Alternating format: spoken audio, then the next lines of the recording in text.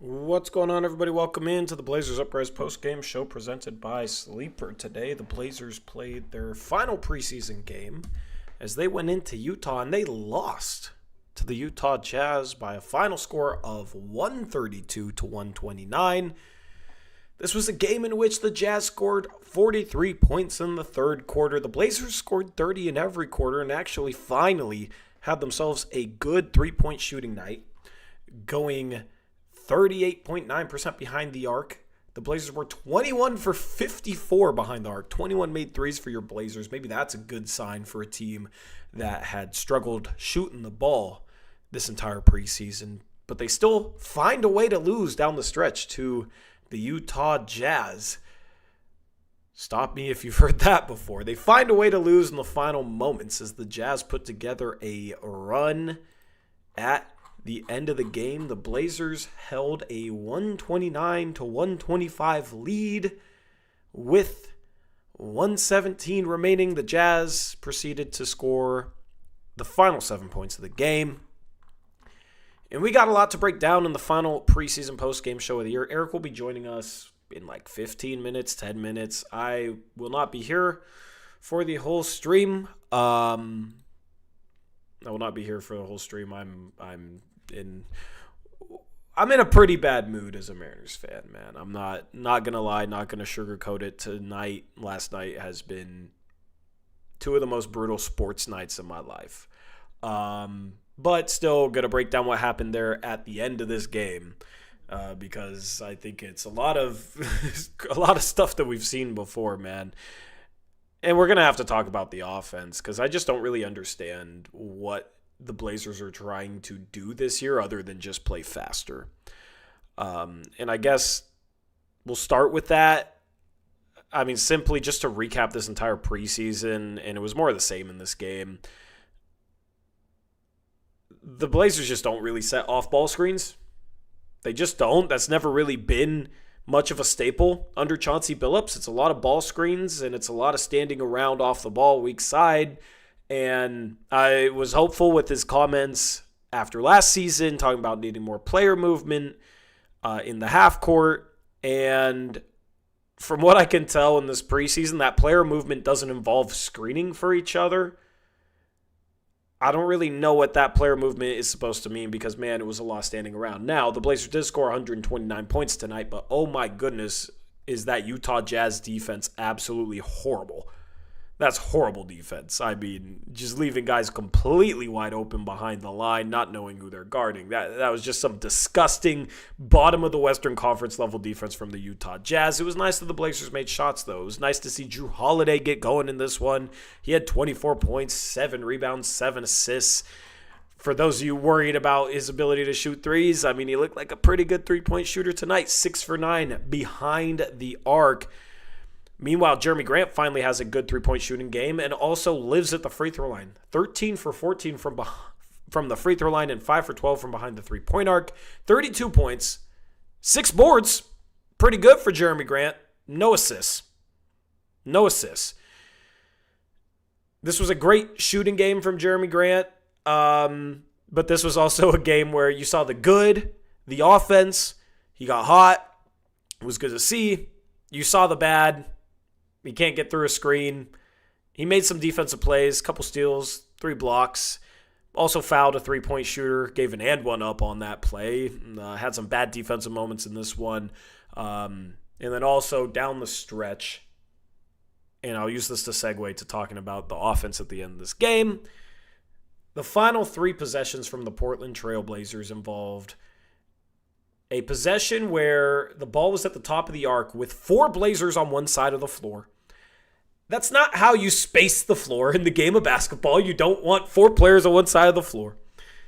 Caleb Love ended up moving to the other side of the floor. Jeremy Grant drew multiple defenders, had an easy kick-out pass, which would have resulted in a wide-open Caleb Love 3. Instead, he forces up a extremely tough shot and gets blocked by Mo Bamba. Tunnel vision, puts his head down, gets blocked by Mo Bamba. The next possession Caleb Love says, well, you know what? You didn't give me my wide open three. I'm going to take an insanely tough contested three with 13 seconds left on the clock, even though we're only down by one. And he bricked it. And then the final possession of this game, the Blazers are down 3.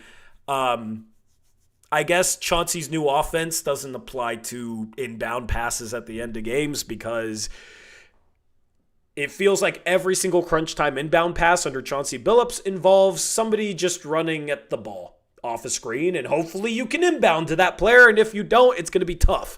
The Blazers actually had 2 chances to inbound. The first one gets deflected. There was really no clean option on the play because Mo Bamba was defending the inbound pass, and when you just run a guy towards the ball and you got a big 7-footer that's defending the ball that's standing right in front of the ball, a lot of times it's really hard to get the ball to that player even if they're open because you got a defender right in front of you in between the inbounder and the guy coming off the screen. That's why the Blazers could not get the ball inbounded correctly on the first play, so then they get a second inbound and they still can't cleanly inbound it, and Jeremy Grant has to shoot a half-court shot. And he misses. And that's the ball game. And yes, it's preseason, so, not really worried about the Blazers necessarily losing this game. It was just the way they lost this game that feels like something we've seen many times under Chauncey Billups. And I don't know. I guess when you have Jeremy Grant and Caleb Love in the game, you shouldn't expect them to read the floor. So how much blame do you want to put on Chauncey? I don't know. But, man, the inbound plays late in games, the late game offensive execution, this offense just stagnated. And then they don't have good inbound plays at the end of games. And that's been a staple under Chauncey Billups. And it looks no different. I do not expect that to change.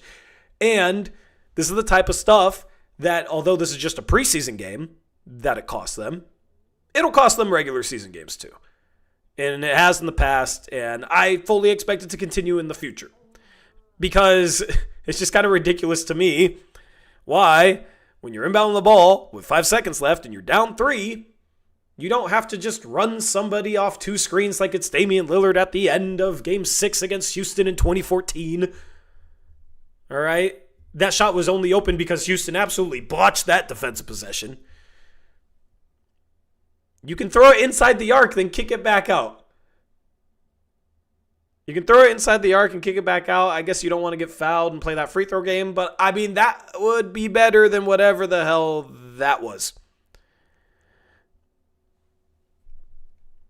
So anyway, let me know your thoughts on this game in the live chat. Shout out to Tape Plays.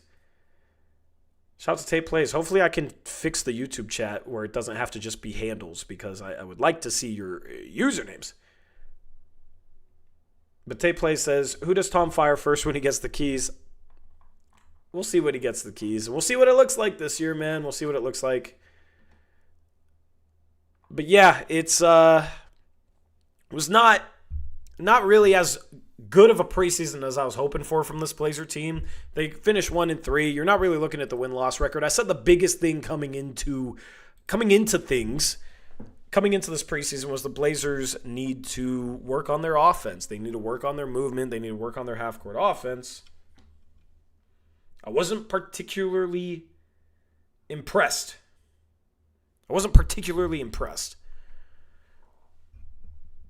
But let me know what you guys think. Am I missing something here? What do you think of the offense?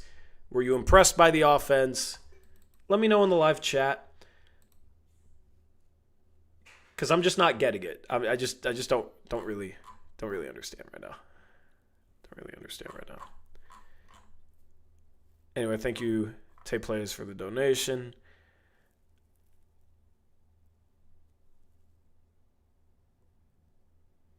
Jam says, I'm glad I'm only going to 10 games this year after seeing this preseason. I mean, the Blazers have always sucked in the preseason. Even the year where they started hot and started 10-3, they were bad in the preseason. That's what you have to hope for as a Blazer fan. But Denny Avdia leaves this game with a back tightness. I assume he's fine, but with Tamani having knee soreness and now Denny having back issues, hopefully those guys are ready to go opening night because this team probably doesn't stand a chance without either of those guys. The defense looks much worse without Tamani Kamara on the floor. I'll tell you that. That dude is vital for this Blazers defense, especially him being the one to guard guards.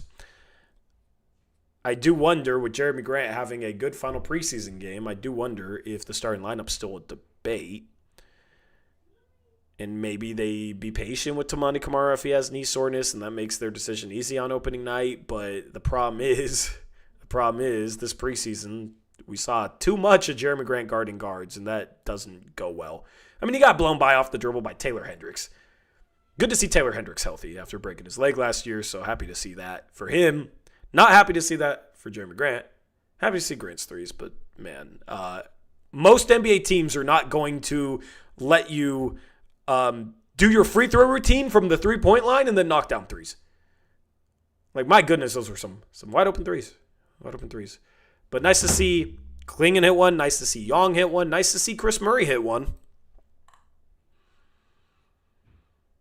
Shane Sharp, 2 for 9 from 3. I don't know what he shot from 3 on the preseason, but this was kind of like the lower end of Shane Sharp that we saw last year. Still put 20 on the board, but wasn't efficient. 6 for 17 from the field, 2 for 9 from 3. Had 3 assists to 4 turnovers. Just got to hope that 3-point shot is falling on most nights. He's going to have some rough shooting nights. Had some nice plays in this game, but man, still would like to get him going off some more motion. Off some more off-ball screens, which I don't know why, but I guess Chauncey Billups doesn't like. Eric, I wish Chauncey Billups liked off-ball screens, man. I mean, that'd be pretty cool. I don't know what you think, but I think that would be a fun thing to do. I thought he was going to like him this season, but apparently no. Yeah. So I introed it. Give me your thoughts on this game. Give me your thoughts on the preseason as a whole as it comes to a wrap. Yeah, I was listening to you talk. Pretty disappointed. I know we're going to hear people say they scored 129 points, but, you can have good games. There was a ton of fouls in this game, especially by the Blazers. Yeah. So, and I'll say this: go watch the highlights that the Blazers posted. It's like 4.5 minutes, and go look at how much time Portland had to just tee up some of these threes. Man, it's comically bad defense by Utah. See, there we have it. Mike in chat says the score was 132 to 129. I don't think the offense is the problem. I mean, just box score watching. That's fine. Go watch some of the defense they played, Mike. I think you could play better defense than half of Utah's team tonight. So, and I mean, if they score 129 consistently in the regular season, sure, that's fine. The offense is probably going to be good enough. But the thing is, we talked about this ad nauseum. It's not about if you make shots. And against the Utah Jazz. Yeah, against Utah Jazz. We had our best preseason game against an NBA team last year. We killed the Jazz. Yeah. And everyone was like, oh my God, this team's going to be so good, right? And like people were moving them up in their rankings. Mm-hmm. That's when I saw those people posting that we're going to make the playoffs. And I was like, well, what teams are we better than to make the playoffs and all that? So it's not results based. This was supposed to look differently this year. They talked about it at crazy levels about how different the offense was going to be and how many changes they made and how much movement there was going to be. And okay, so there wasn't much of that, right? Mm-hmm. So they scored 129 points. So that's good. But what's the other thing you just mentioned, Tori? They want to play fast, right? They want to play fast. Yep. 9 fast break points, right? Yep. Is that how much they had? 9? Let me look. The ESPN box score has been kind of messed up, but yeah, fast break points. 9 fast break points. Of their 129 points, only 9 of them were on the break today. Yeah, so, I mean, come on. Like, you can't say you're going to play fast and change the offense and then score 9 fast break points and have the offense be very stagnant and just have like Jeremy Grant go to the line 14 times and think that that's going to be sustainable over the regular season to like score that consistently. Yeah. So the problem has always been running an offense that is a system offense that can get people moving, that can get the ball moving, and get players to different spots on the floor, have them going to the basket more often. And until I see that, I think they're going to struggle from game to game being consistent.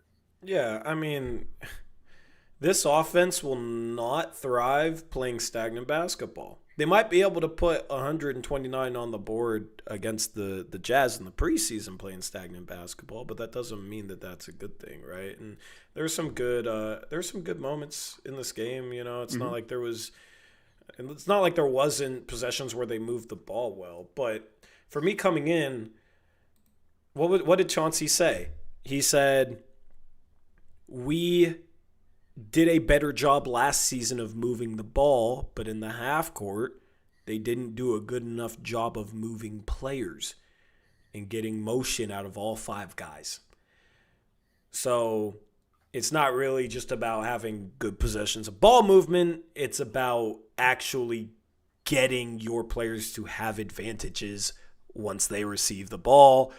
You know, a perfect example. I mean, we talk about this all the time, but like Shaden Sharp coming off a curl, if the middle of the paint's open, you know, he has an advantage once he gets the ball. It's not just one guy drives, gets stopped, kicks out. Next guy drives, kicks out, swing pass, where everybody's just kind of standing around and whoever has the ball is driving. The Blazers' offense will not beat good teams playing that way. Like, they're going to have to rely so heavily on their defense, almost too heavily, because in the NBA, some teams are going to have hot shooting nights, and you have to be able to keep up with that. And every once in a while, the Blazers will have a hot shooting night, but most nights they won't be playing defense as soft as this. And they still found a way to lose this game. So, the offense, it always becomes problematic late in games. I mean, we kind of saw a little bit of that today, and it's just some of the themes that we've seen from Chauncey. I said going into this preseason, I'm not evaluating this offense based on how many points they put up on the board, because anybody could just look at a box score after a game, having not watched the game, and say, oh, they had a good offensive night because they scored 129 points. But I'm worried about the process, and I was hoping to see a little bit more after the comments that Chauncey Billups been making, and I'm a bit disappointed in that. Now, that doesn't mean that they're not going to turn it around or not going to introduce some more stuff as we go. But I thought preseason is the perfect time to work on new sets, to work on your motion offense, and it just felt a little too similar to last season. I'm not a fan of that. They're not going to shoot. They're not going to make 21 threes on most nights. They're not going to play the Utah Jazz outside of 4 games this year. Yeah, and they're not good enough. It's not like they're an established team.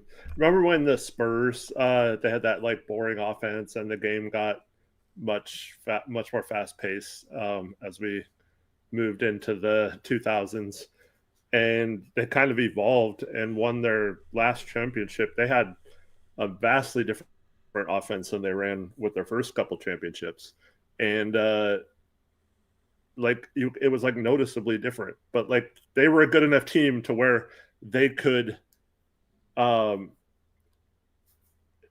get away with like maybe saving some stuff and waiting till the regular season to do that.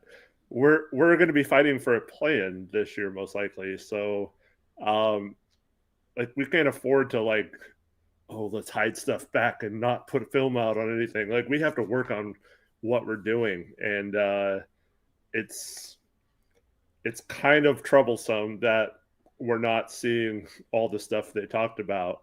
We're just not seeing any of it. It's just weird. Like they literally talked about it every single press conference they gave, a media day. Every single person talked about this new offense, but like, where is it? Like, what if they're running it so much and everyone's saying they're working on it? Why are we not at least seeing like glimpses of it? Yeah. We need to see more of the offense, and They have 82 games this year to figure out the offense, right? Well, you got to figure it out a little bit earlier than game number 82. Like there's time, so I don't want this to get misconstrued as, completely writing off whatever changes they're trying to make. I'm just a bit confused. I'm just a bit confused as to the comments they've said and then what we've seen this preseason. I feel like doesn't really fully match up, and this is coming from somebody that bought into those comments. I bought into those comments. Like I going into this year, it's Chauncey Billups' 5th year. The results in his 4 years haven't been good, but this is a kind of a clean slate, but also a bit of a last chance for me in regards to, okay, you have a better roster than you've had for maybe every single year, at least, if we remain healthy. It'll be a much fuller season of quality players than we've had in years past. So this is a good opportunity for him to take that next step as a coach. This is a great opportunity for us to start establishing an offensive identity, because last year they established their identity defensively. What is our identity offensively? What is our identity offensively? The closest thing is playing fast, but this team was an average pace team last year. And in tonight's game, they had 9 fast break points. So, get into your sets faster, but this team still doesn't look like a good transition team. I mean, watching the Indiana Pacers, the way they ran in transition was eye-opening. It was night and day different than the Blazers you saw. Watching them tear through the playoffs. I mean, they're a terrific transition team, but the Blazers aren't a particularly good transition team. They don't really look like it right now. So what is their – chat, please answer. What is their identity offensively? What identity are they trying to build towards other than just trying to play fast? I don't really understand. So this year they need to figure it out on the offensive side of the basketball. If they do, I think they'll have a good season. I think they have a decent chance of being above 500 if they do that. If they don't, I think they have practically no chance of being above 500 because the offense will probably be bottom 8. So that's the storyline of the season. Can they find an identity offensively and execute it well? I think having Scoop back will help them with their speed. I think, you can look at some of it being personnel, but I also have seen the story before, and I'm not as optimistic as I was before the preseason. Yeah, and for those that have been watching this for 6+ years now, the personnel thing is fine to use in some cases, but to me, when you're talking about establishing a system on offense and running a certain way, when you're talking about how things are going to look different and then they don't on the court, I don't think you can blame the personnel. I think that's just a coaching problem, and hopefully this is just a thing of the past. It's only been 4 games, so once we play like the actual rotation minutes and stuff, maybe it starts looking different, or maybe you start not playing players who aren't moving and having players in and out of the rotation that are doing what Chauncey wants. I don't have any faith that will occur, but there are things you can do as a coach, even if you don't have the personnel, to try and get these guys to make it click and to do more of what they want. But overall, it's just, I want to sit here and say, okay, well, at least the defense has been locked in preseason, but not having Tamani hurts, but the defense hasn't looked like it's going to be a top defense in the league or anything like that.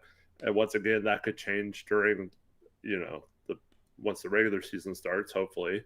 And hopefully guys like Denny and Tamani it's just precautionary that they're being held out and they're ready to go on Wednesday. But it feels like I don't want to take it here yet, but remember when I was saying in the off season, it feels like they kind of got ahead of themselves and felt like they arrived, and it feels like there could be a little bit of regression back to the norm. So like the Mariners right now. Sorry. Yeah, I mean, come on. They still have best of three to go to the World Series. um, yeah, I won't talk about them with you. But like, we talked about this a couple games ago. The Blazers' opponents shot like a league worst 34% during that good stretch of the second half of the season from three, and so like if you just get a little bit of regression back to the mean on that, like this could be a situation where the defense doesn't look as good. I'm hoping that's not the case, but man, it's going to be really frustrating if this team, with all this build up, all this hype, doesn't really change much, and then they're struggling to even be a play-in team. That's just going to really, really be frustrating all season. The good news is next season you'd probably have a new head coach and Damian Lillard. Like, yeah. At some point, stuff's going to change. The ownership's changing, right? The lawsuit got dropped. That's cool, I guess. I don't really know why or what happened. They settled. Yeah, they settled. Okay, yeah. So no lawsuit. Sale's going to go through. I mean, as an owner coming in, if I was Tom Dundon, I'd be a little annoyed. Like, why did you give this guy an extension? Like, if he comes in and this team is struggling at the end of the year and kind of took a little bit of a step back from last year, I'd be annoyed to the point where it's like, okay, why did this previous ownership group give these guys this extension? Now, when I fire them, I'm going to have to pay them to not coach, right? I don't think Dundon coming in, if Chauncey if they have a regression season, I don't think Dundon's going to want to keep things the way they are. I think he's going to want to make changes. I think all the praise for Chauncey was over him getting these guys to take a step last year. So if that doesn't continue, I think that wears off pretty quickly. I think this team will play hard. They got young guys, but that can only take you so far. Defensively, they're going to have to be a borderline top 5 team. In the offense, I just don't really trust, which is kind of how it was going into the season anyway. But the offense just feels like it's really reliant upon a dribble drive sparking things. And that was a little bit of my worry. I talked about this. Chat, viewers out there, I don't know if you remember this conversation, but I talked about the balance between, okay, how much of it is like off-ball action, guys coming off screens, a combination of screens, slipping, etc., and how much of it is like dribble drive, and then based on the drive, somebody cuts, and then you replace like cut and fill type action.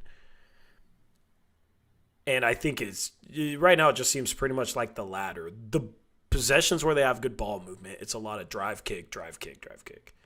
And that's kind of exactly what we saw with the Blazers team in, I forget if it was 2020, I think it was 2023, 2022. 2022-2023 season when you had Josh Hart, Jeremy Grant, Dame, Anthony, and Yusuf Nurkic, that team that started 10-3. Like, it was a lot of drive and kick, and that was their movement, and that was their offense. And when you have Dame out there, Ant out there, Grant was good. They were able to put some points on the board, but with this roster, I think you're relying too much on dribble drive sparking things. I mean, I would love to just see somebody at the top of the arc with some action off the ball that's, a stagger screen, somebody slips, somebody curls, like just anything off the ball. I don't even care if it really works. And that's what I said before the preseason. I'm not viewing this preseason where I'm just looking at the score and evaluating them based on how many points they put up or how well they shoot the three ball against a team that's giving them a lot of open threes. I'm evaluating it based on the process.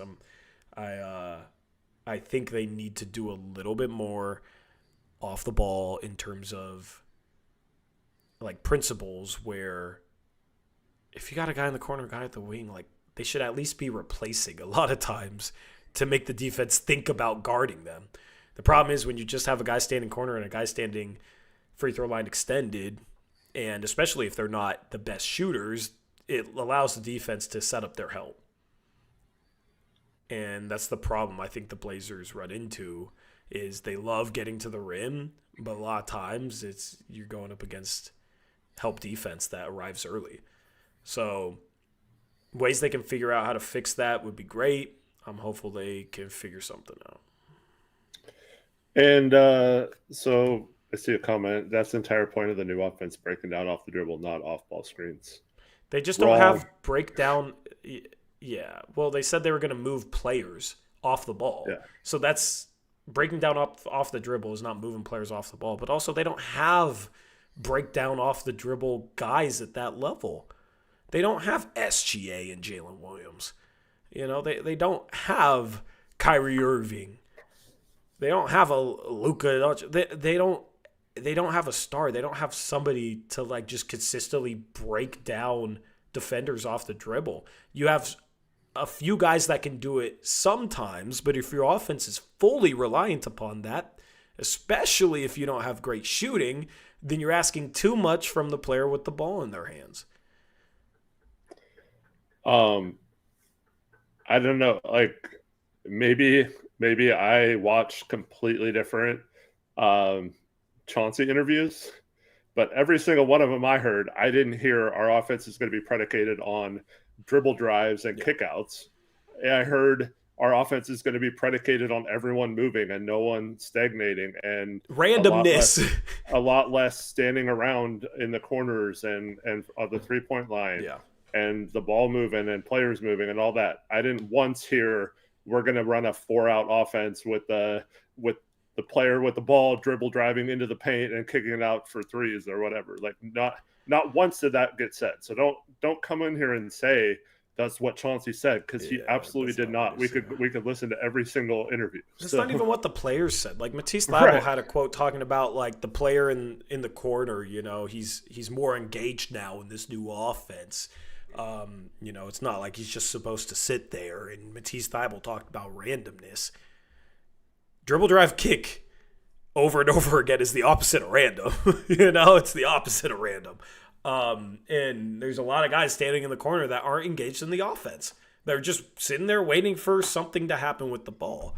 And this is where I'm just very confused, because it's not just Chauncey. Like Thybulle had quotes about this.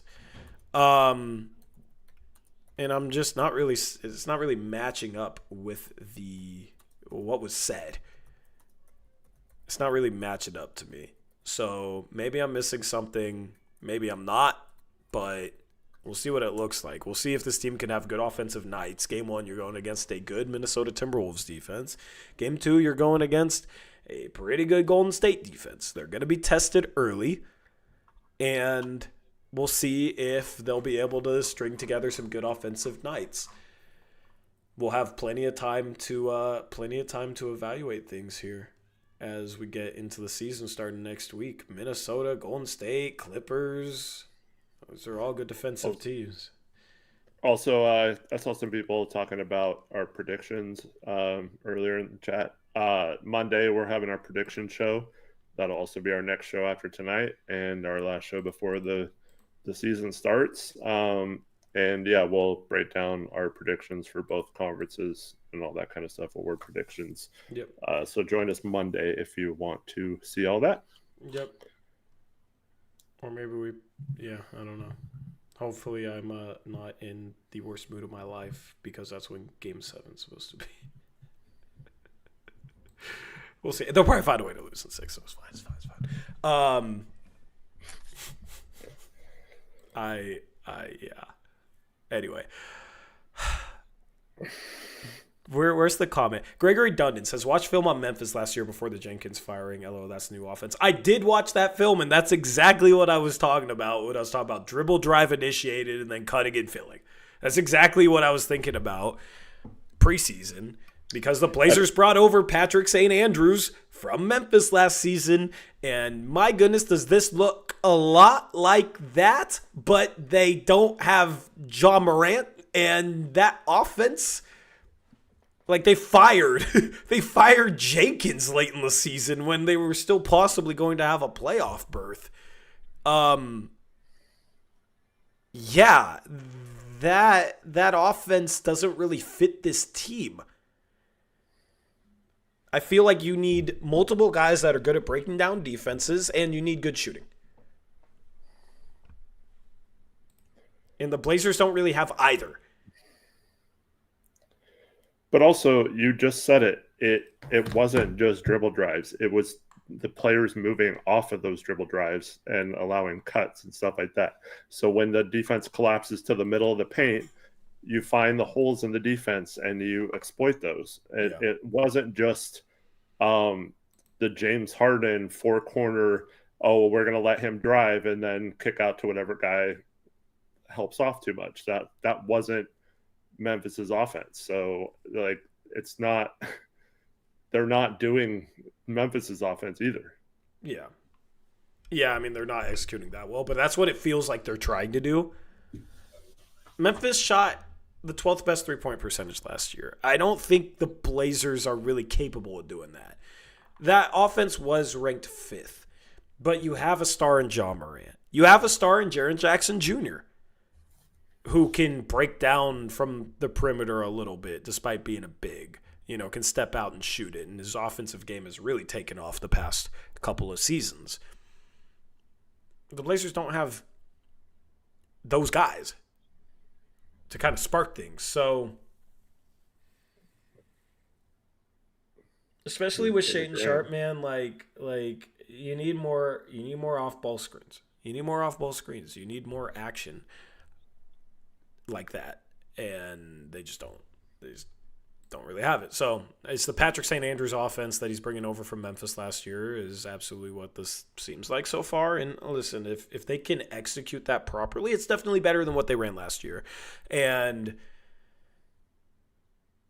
that offense is going to take some time to learn, but it's just not, I don't think it's good enough. And when you look at, they let him go and they let Taylor Jenkins go, makes you wonder if that's really the best offense to be running here. So, yeah.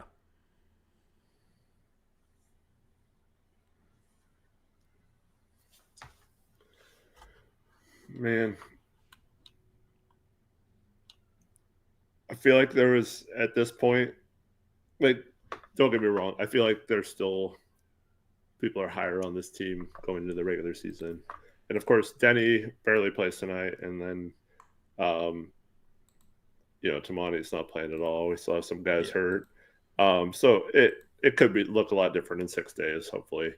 But I feel like people were so hyped coming off beating an international team and Utah Jazz last preseason. They were starting to get a little ahead of themselves on, oh wow, this team's going to be really good. Now it feels like some of that hope that we had from the end of last season and everything they've been talking about this summer is kind of put a wet blanket over it. And hopefully that's, like I said, in 6 days we're having much more positive and exciting post-game shows. But we also know that first 20 games are fairly difficult in terms of schedule-wise. So if they're not locked in and ready to go next week, or they have a lot of nagging injuries and stuff, this could get ugly pretty fast.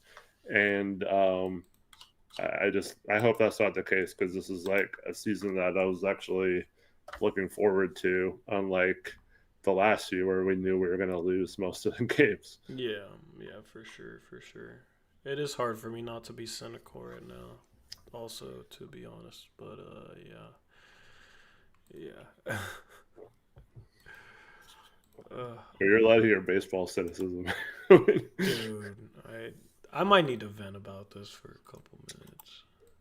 I might need to, just for my own therapeutic reasons. Like, when they went up 2-0 on the road, like, I was hopeful, but I also, just the thought in my head is like, watch them just come home and completely suck, and just give away the series. And they've lost 13-4 and 8-2, where their starting pitchers don't show up. Like, they're getting just destroyed. The bats aren't showing up. They're playing stupid. Like, yeah. It's cool that they're in the ALCS, but oh my goodness, man, the last two games were freaking brutal. At least it's almost basketball season, but man, it's just certain things where can seem promising, but then it just feels like, oh, it just goes back to the way it was before. They're gonna Mariners this series. Like, they're already doing it. Now, it's cool. I've never seen them in the ALCS before, so that's new, but they're finding a way to Mariners it right now. So, Chauncey Billups, he's trying new things offensively, but is he going to find a way to, Billups the offense? Especially late in games. Did you love the inbound play where just running a player off a screen right into Mo Bama's back? Yeah. And that's the only option? That was a mess.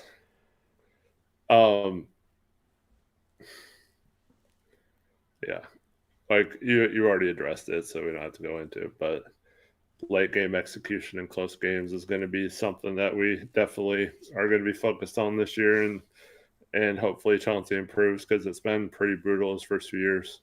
Tori, I'm sorry, but you're way too negative. They're 2 wins away from the World Series, and they weren't going to go 16-0. Bro, they won 2 games on the road, came home, golden opportunity, and they proceeded to get outscored at home 21-6 with the pitching advantage. That's terrible. That's disgusting.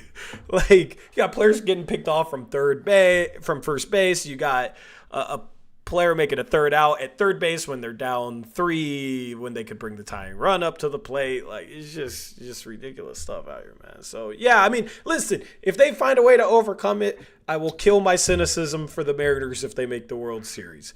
But it's really hard not to be cynical right now. I'm used to the pain. I'm protecting myself by expecting the worst.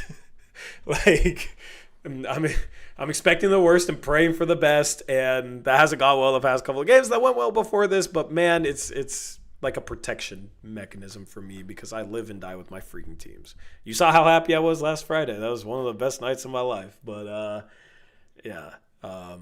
I live and die with my freaking teams. Like, it's just the way that I am. Anyway, that's enough Mariners for tonight. We don't have to. Yeah, I don't really want. I'm not trying to pick on you, Greg Mock. But he says teams don't always show their stuff in preseason, though. They tend to throw a lot of stuff at the wall and see if something sticks. Okay. What are they throwing at? What are they throwing at the wall right now offensively to see if it sticks? Okay, just let him answer that. Like, I want to know the answer. Even more so. So, the Blazers are installing this new offense, right? And everyone says it's going to take some time. It's a new thing. They're trying to learn it and do all that stuff. So they go to training camp. They're learning the offense. They've been working on it prior to training camp as well, right? So they're working on this offense. They spend all training camp on this offense, get to the first preseason game, and then they're like, okay, guys, just play like we did last year. Don't do any of that new stuff. No, that's not what happens, Greg. I'm sorry. That's just not the case. And that's complete wishful thinking that this is just going to magically turn into a good offense. Like, there's no way that that's the case. It just does not happen. And like I said earlier in the stream, the Blazers aren't good enough. Like, if they were a championship contender and we're trying to like install some new stuff to like, make their team even better, that's one thing. But when you're trying to fight for a play-in and that's your like goal of the season, it's not a case where you can just like hide stuff during the preseason, especially if this offense is really complex. And I'm sick of that too, because like that's was Chauncey's excuse every year he's been here. Oh, my schemes are just complex. I don't have the people to run it yet or whatever. Well, what, now you don't have, like, you're still struggling to run it? Yeah. It's always like I'm past the point of it always being something. Like, at some point, either you start running good stuff or you don't. Listen, they're capable of having high offensive output nights despite not running good stuff. That's why you can't just sit here and people will do this because people do this, but like, they scored 129 points. The offense had to have been great because look how much they scored. Like, super simplistic, right? They made threes. They got to the free throw line a decent amount today. They're a really good offensive rebounding team. They got some offensive boards. Mm-hmm. It's not even like they shot great. They shot 44% from the field and 38% from three. Almost 39%. Like, good three-point shooting night. That's what it was. I care about the process because here's the thing. While you can get hot for a night and have a good offensive night, the offensive process, the offensive system helps carry you throughout the season.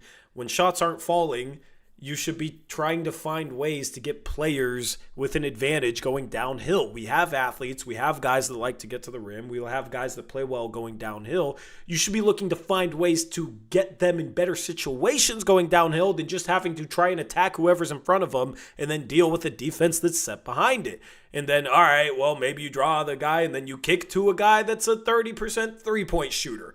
Guess what? That process is not going to carry you throughout an entire season. On a given night, that 30% three-point shooter might hit 4 threes or might go 6 for 6 from 3 like Jabari Walker did in the game last year. And then that's a really good offensive game, and you can sit here and say, wow, look at the score. But on average, on average, it's not going to carry you throughout the season to a you're not going to be a good offense. Like, this is not going to be a good offense. If OKC... if Chauncey Billups coached OKC, I'm sure they could be top 5 on both sides of the floor. But we are not that talented. Like, we have enough talent, though, to run better stuff. We're in that middle tier, and I think what separates these teams at the end of the season, where a couple of wins separates you, is oftentimes the type of stuff they run. And I don't want that to be a separator at the end of the year. I don't want that to be a separator. So... yeah.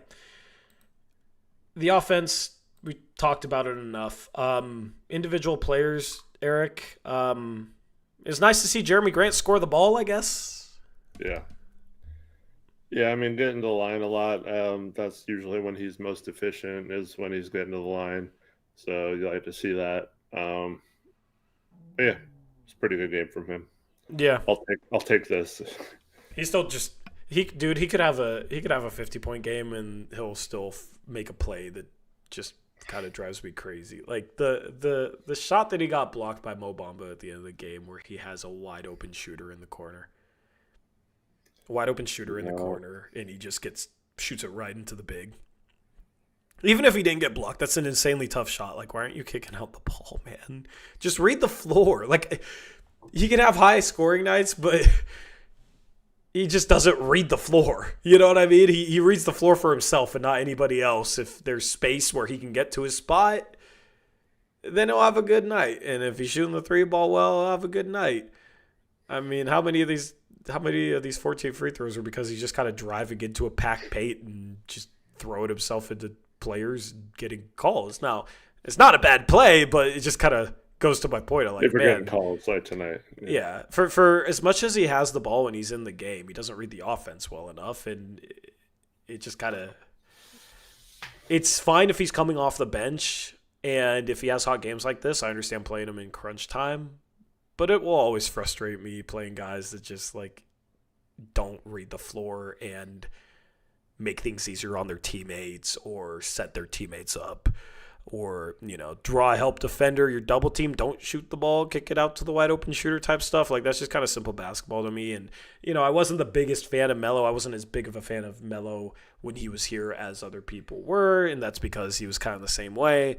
I think that just, that does drive me a little crazy. And I feel like it's almost a choice.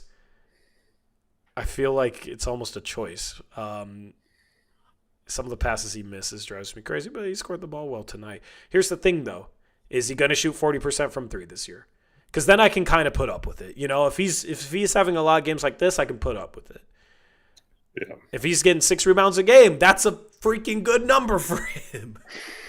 Yeah. So, 2 steals, 3 blocks, made some defensive plays. That's his defense tonight was very hit or miss, but he made some plays, I guess. So good game, I guess, for Jeremy. Well, I think that's going to be – so the one part about him coming off the bench that's going to be frustrating if he's playing with Young, I don't think they're going to be good enough rebounding off the bench. I think if you have a strong energy guy off the – like a – Tari Eason type, or like, I don't know, that was the first name that came to my mind, but like, a big that crashes the boards a lot. I think that second unit's going to be in trouble. Yeah. You can kind of hide them with the starters. Young in 15 minutes tonight did not get a single rebound. It's not what you want to see. Not what you want to see. The rebounding is night and day different with Klingan in the game. I mean, he just gobbles boards. He's the gobbler. He's the gobbler.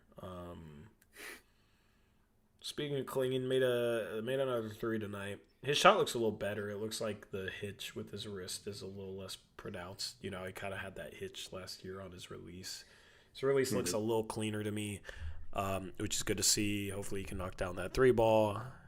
It's nice going 2 for 3 from 3 with our 2 7'2" centers.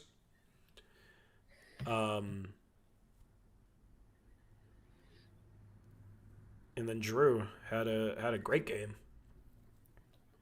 Had some wide open threes. This was like Boston Celtics type threes, Eric. Where he got some wide open looks in Boston, but it was because he was playing off of Tatum and Derek White and Jaylen Brown and all these guys. Tonight it was just Utah didn't want to guard him for some reason. Yeah, maybe it's just kind of a prove it thing. I think we're going to have random games like that throughout the season where some teams are just going to make us shoot threes. Now tonight we hit, 21 of 50 something. 21 of 54. We got a lot of yeah. So like tonight we're hitting threes at a good clip, but I think, I mean, if I was devising a game plan against the Blazers, I would just like not just give them wide open threes like some of those tonight, but I would definitely try to stop them from driving at all costs, and even if that gives up some open threes, because I don't think consistently game to game they're going to be able to hit enough. Yeah. Yep. Okay, I was seeing if there's a Chauncey interview. There's not. Yeah, because I'm really interested in what he thinks so far. Hopefully someone asked him.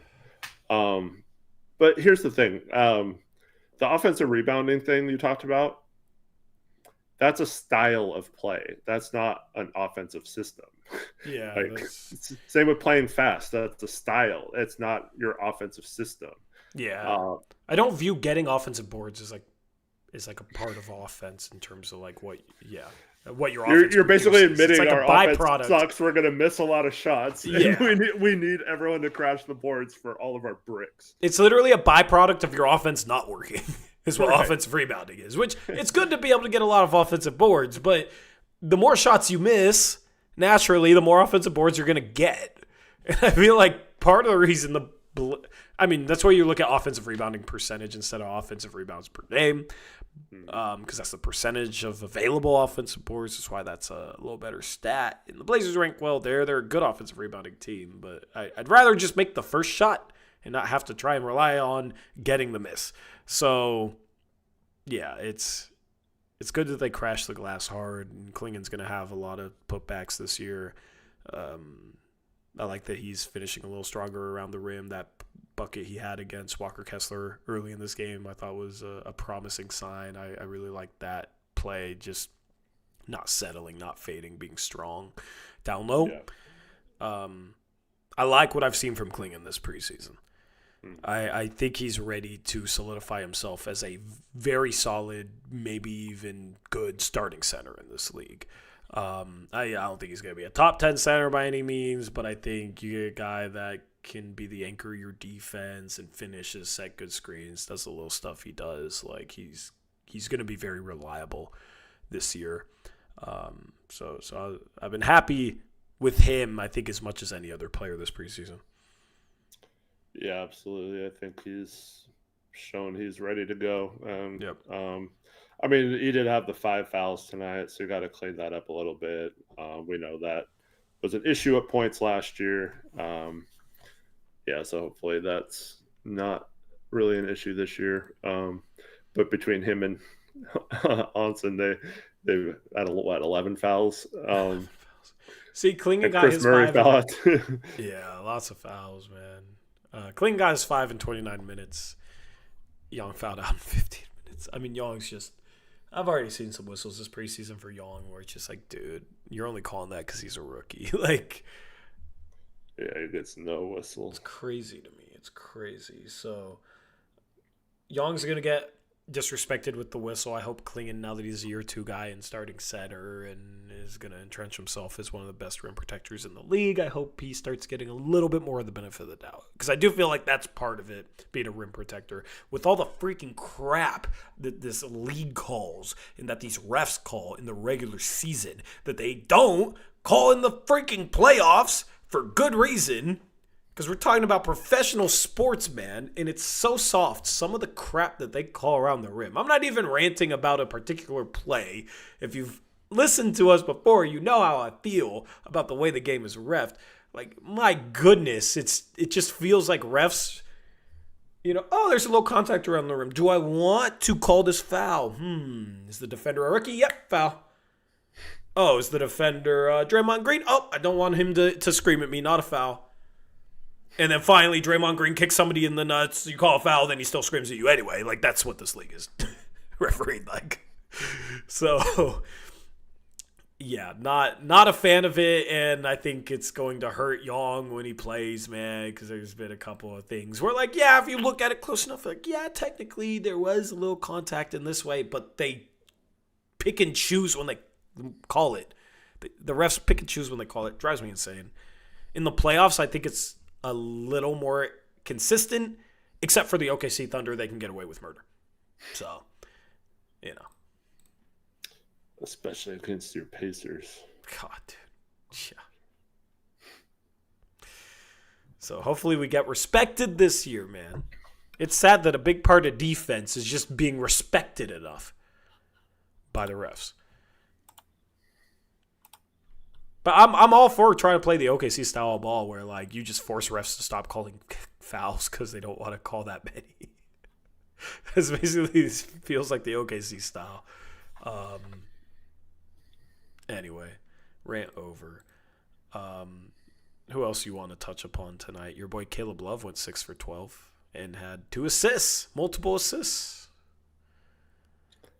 And might have had the worst fast break I've ever seen in my life. Did you see that one? No. He drove on a fast break, and he drove all the way under the basket, under the backboard, and then, like, threw it up over the backboard out of bounds, like, to the corner. Like, no one was there. Yeah. No one had happened. I mean, Caleb's going to have a few games where he shoots well. But, like, I don't know. Something about his style, it just doesn't seem to be cohesive with what the plan is supposed to be on offense. And unless he starts, running the offense a little more and passing a little better than always hunting a shot, I just think he's going to have a tough time making an impact or getting any minutes off that two-way. Yeah. I don't like the shot late in the game, man. When you're down 1, why are you shooting such a deep contested 3?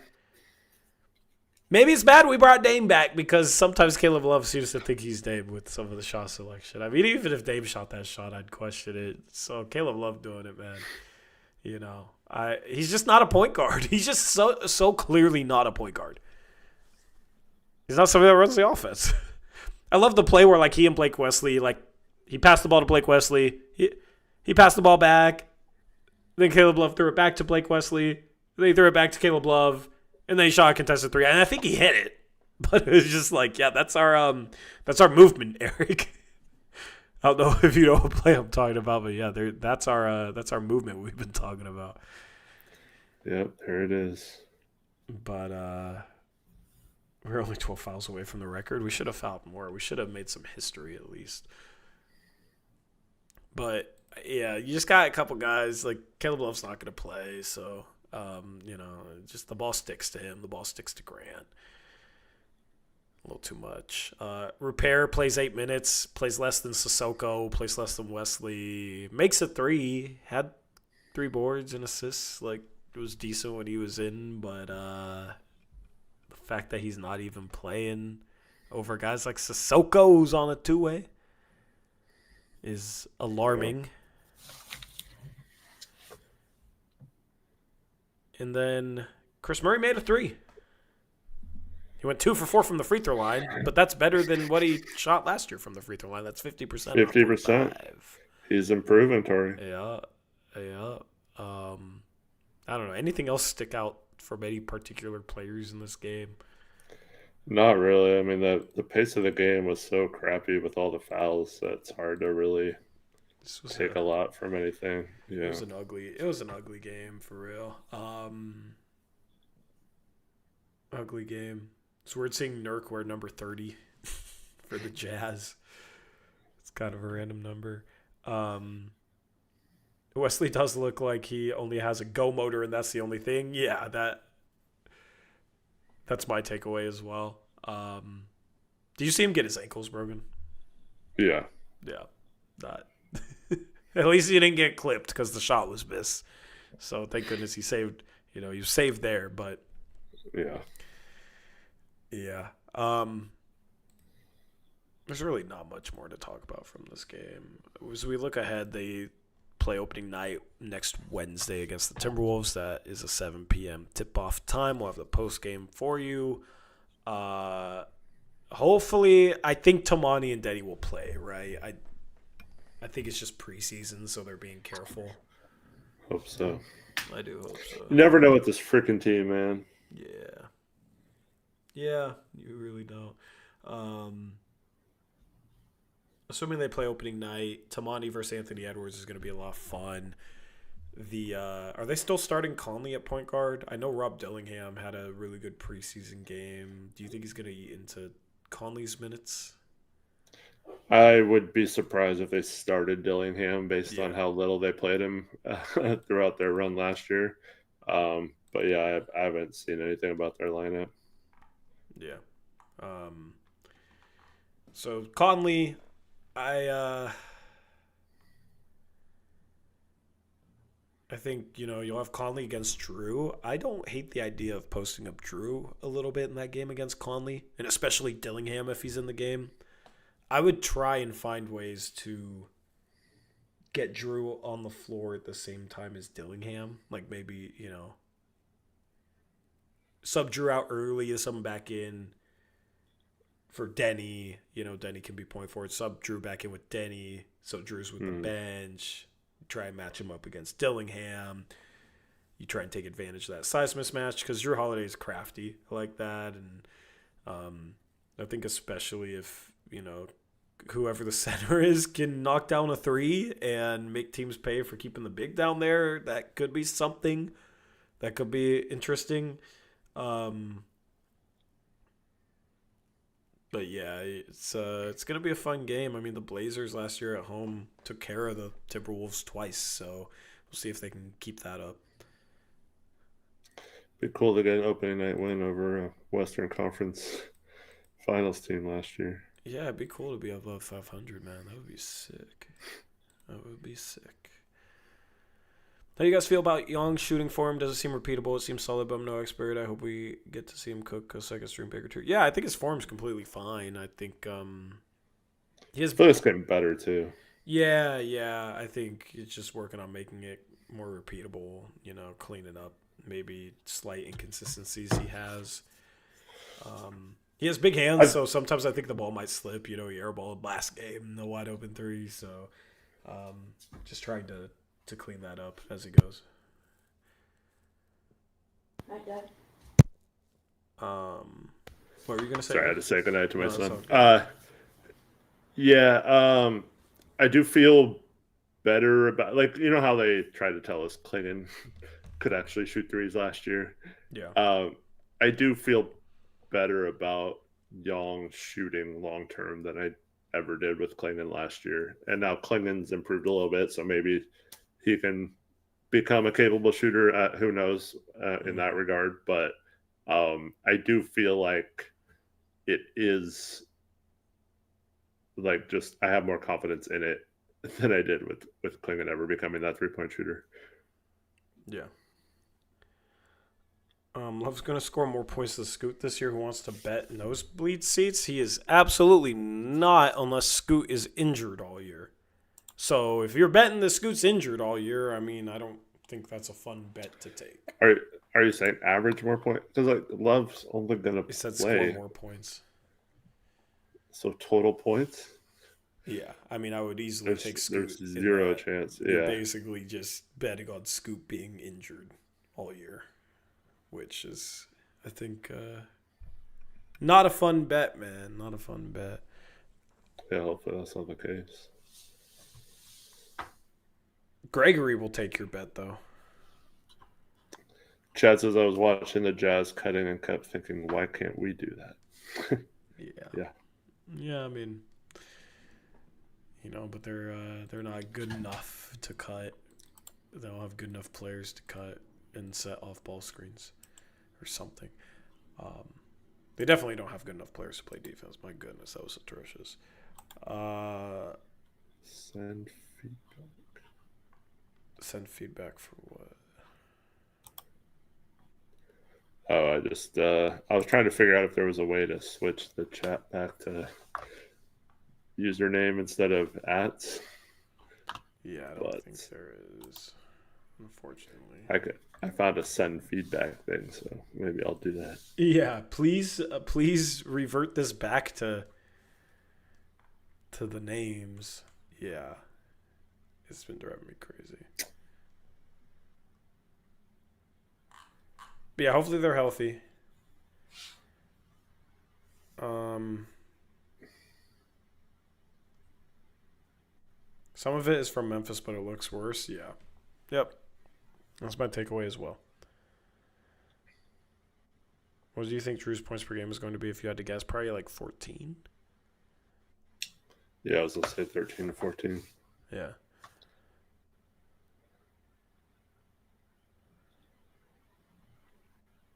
Anyway.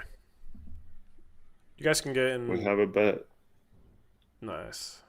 Nice, congrats. You guys can get in questions. Yeah, G League doesn't count. You can't come in here and say he's on average more than G League. Yeah, G League does not count.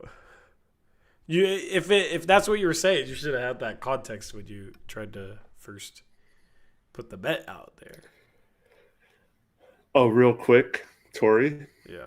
I know you quote tweeted it, but thoughts on Keegan Murray getting 5 years, $140 million? Yeah, that's an overpay. My goodness. That's such an overpay. Why are you paying that much money to a role player when you see player after player after player that hits restricted free agency that is probably better than him not get anywhere close to that? Like Josh Giddey got $25 million a year. I'd take Josh Giddey over Keegan Murray. Quentin Grimes, honestly, I'd probably take over Keegan Murray. And he look what he got. He wasn't getting offered crap. Well, then AJ Green got a 4-year, $45 million extension today. AJ Green, I didn't even see that. I don't understand. I mean, he's a great shooter, but feels a little rich for somebody that's only a shooter. Yeah. But, yeah, Keegan Murray, that's $27.5 million a year. I mean, it's less than Jeremy Grant, and he's better than Jeremy Grant. So, I mean, what can I say? What can I say? And then God, that Grant contract's so freaking bad, dude. It came out that Dyson wants 5 years, $150 million. I'd rather pay Dyson Daniels that than Keegan Murray what he got. Yeah. But what does that do for Shea's contract? I don't know. Those guys are defensive players, so maybe look at Cam Thomas. I guess you only get paid for defense now. So I guess that's the Tamani's going to get $40 million a year, and Shea's going to get 15. See, I kind of look at it. See, the Kings, in my opinion, okay, if Keegan Murray breaks out this year, he's probably worth what the contract he got. And if he's worth a max contract or something, like, he had an amazing season, right? Like, so what was the point of signing him to that extension now instead of just waiting, and maybe if he regresses again like he has since his rookie year, then you get him even cheaper next offseason. You could play hardball with his contract like some of those other teams did with restricted free agents. Or you just match it. He's not getting an offer of 140 from any other team next year, even if he has a good season. So to me, that's where the overpay comes in, is just you bet on like best case scenario upside and based on how he's played the last 2 seasons, I don't know if he's getting that. So I don't know, man. But whereas Shaden, I feel like, I mean, I'm not saying he'll get there, but he does have the potential to be like a 23, 24 point per game scorer this season and get into that range where he could demand a bigger contract. So it might make sense to lock him up.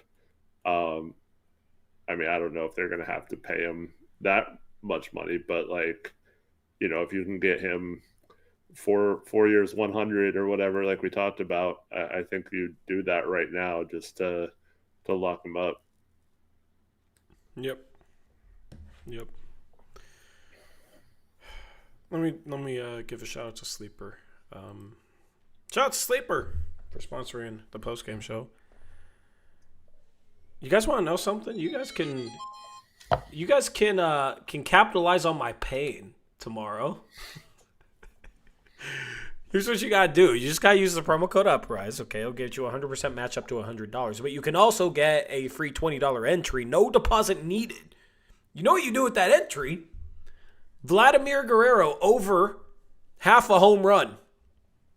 He's hit one in Game 3 and hit one in Game 4, and he loves T-Mobile Park apparently. So over half a home run for him. And then like just pick like 3 other Blue Jays players to have like over 3 total bases, or, you know, just do really, really freaking well offensively. And you can have yourself a perfect parlay. A perfect parlay. Just make sure you get the Vladimir Guerrero half a home run in there, and you can piece things together. And then when I'm really upset after tomorrow night, you can be really happy because you use Sleeper and you use the promo code Uprise. And you know what? If you use the promo code Uprise and you benefit off my pain as a Mariners fan, guess what? You'll be lessening it just a little bit because you used our code. You'll be soothing. It'll be soothing for me when Vladdy hits another homer. So, shout out to Sleeper. Use promo code Uprise. Get that free $20 entry. I mean, that's literally no deposit, no downside. Why not? Shoot your shot. Shoot your freaking shot like the Blue Jays are shooting their shot right now because they are connecting on everything. Thank you to Sleeper for sponsoring the post-game show. Yeah, thanks, Sleeper. Tori, who's pitching tomorrow? Bryce Miller. He shut him down in Game 1, but I'm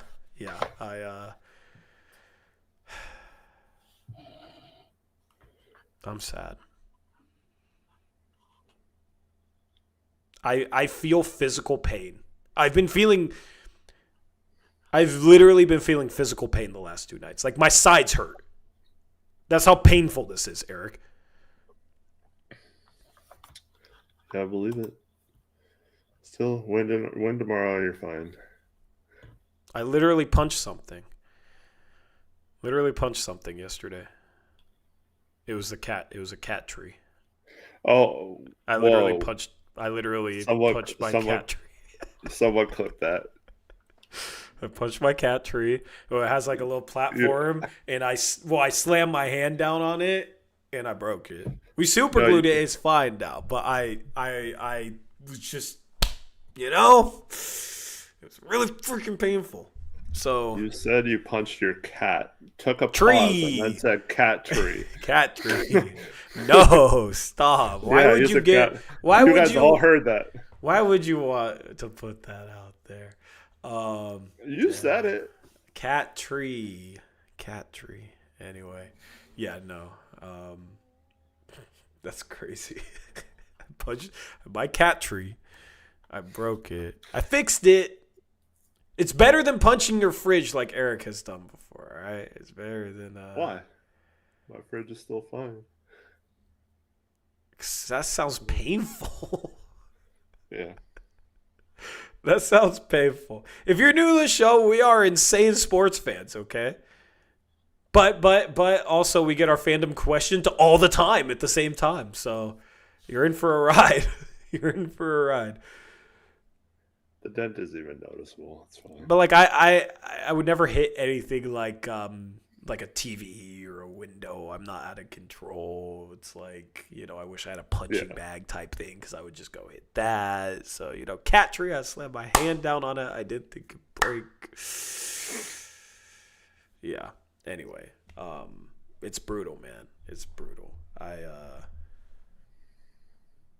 It's brutal. Anyway.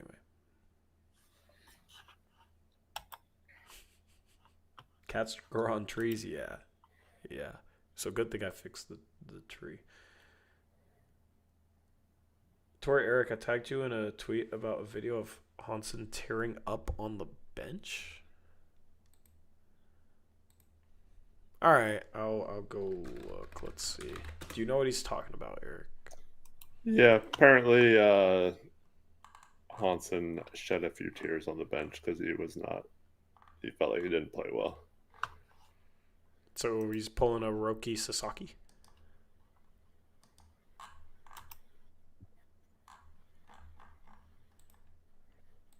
Do you know what I'm referencing? Oh, sorry, I was listening to Trevin clipped your... I literally punched something yesterday. It was the cat. Demodded. Who wants Trevin's mod powers? Say me in chat.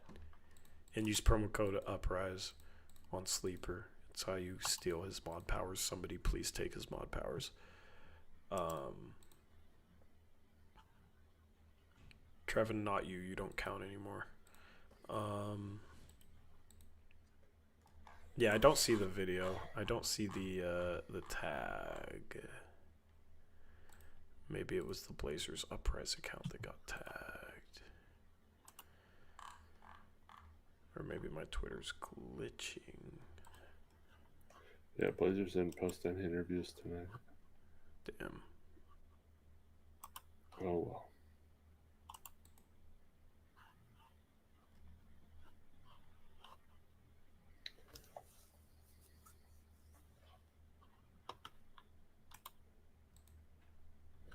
It's not like he's bawling on the bench or anything. He just puts the towel over his head and looks a little emotional. Send me the link on Discord.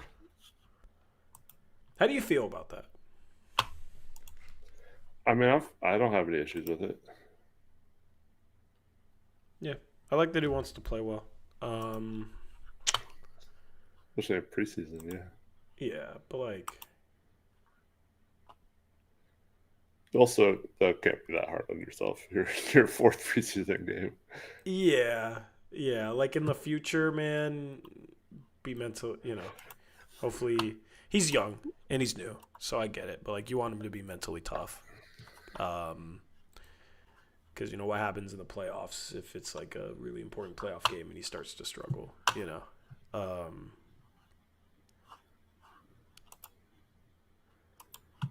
He did have a quote. I was emotional. I didn't play well, but I could hear the fans sitting on my left. They were loud. I'm really grateful. I don't really know what the fans part means.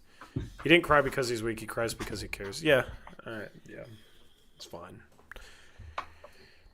It's fine. I mean, he's young, and it's not a bad thing to cry. I cried when the Mariners won that last series, and I'm probably going to cry when they lose this one. But, don't be so hard on yourself is exactly what I would say, Eric. It's preseason. You're gonna go through some struggles. Just learn from them.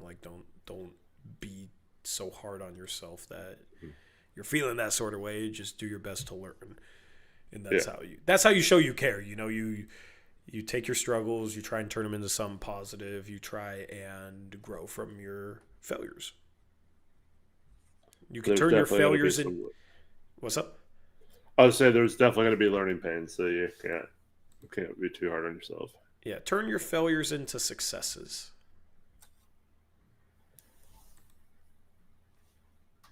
Meanwhile, I think this series is done. I'm a mental wreck. Oh, God. Yeah, you are. Oh, God, dude. Well, good luck tomorrow. It was the same freaking script as last game. Third inning, just get tattooed. We hit a homer early, and then third inning, we just get smoked. And then the rest of the game is just like, yep, we lost. And I turn it off, and I play my new NASCAR video game to distract myself. So, yeah. Yeah. And then I watch the Blazers do whatever the hell they did tonight to lose this preseason game. Fun. Fun. Niners season is over before people are even trick-or-treating. Yeah, Niners, yeah. It was looking really good for me as a sports fan, and all of a sudden it no longer looks that good, man. It's funny how fast things change, but, we'll see. Anyway. Hopefully Young cheers up. Hopefully I cheer up. Hopefully I'm in a better mood tomorrow night. Hopefully the Mariners go in tomorrow night. Maybe he's just sad the Mariners lost too. Yeah, maybe. Then I would respect it. No, I respect it anyway. But, that's the most valid reason there is the pain that we have to go through all the freaking time. Except for like a month this year. That was fun. That was fun.